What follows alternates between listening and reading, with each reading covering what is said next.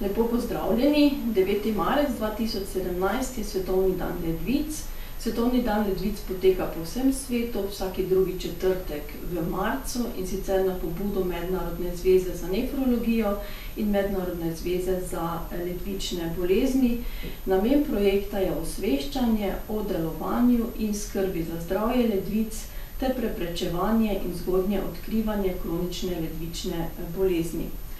Po ocenah Svetovne zdravstvene organizacije naj bi bilo približno 10% ljudi z kronično ledvično boleznijo, ki je pa pogosto neodkrita. Za Slovenijo bi to pomenilo nekje 180.000 ljudi, ki imajo težave z ledvicami, pa tega morda niti ne vedo. Tema letošnjega svetovnega dneva je ledvična bolezen in debelost.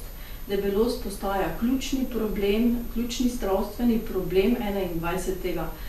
stoletja. Po ocenah Svetovne zdravstvene organizacije naj bi bila približno polovica Evropejcev z preveliko telesno težo oziroma debelih. Debelost je pomemben dejavnik pri nastanku kronične ledvične bolezni, kajti ledvica morajo opraviti več dela, prečistiti več krvi, in to prekomerno delo lahko ledvice okvari. Debelost lahko povzroči kronično ledvično bolezen tudi posredno zaradi nastanka sladkorne bolezni tipa 2 in povišanega krvnega tlaka.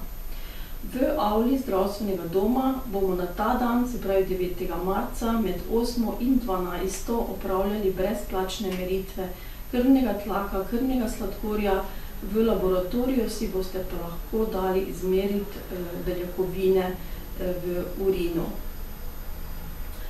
Povišan krvni tlak in beljakovine v urinu so lahko prvi znak bolezni ledvic, tako da vljudno vabljeni.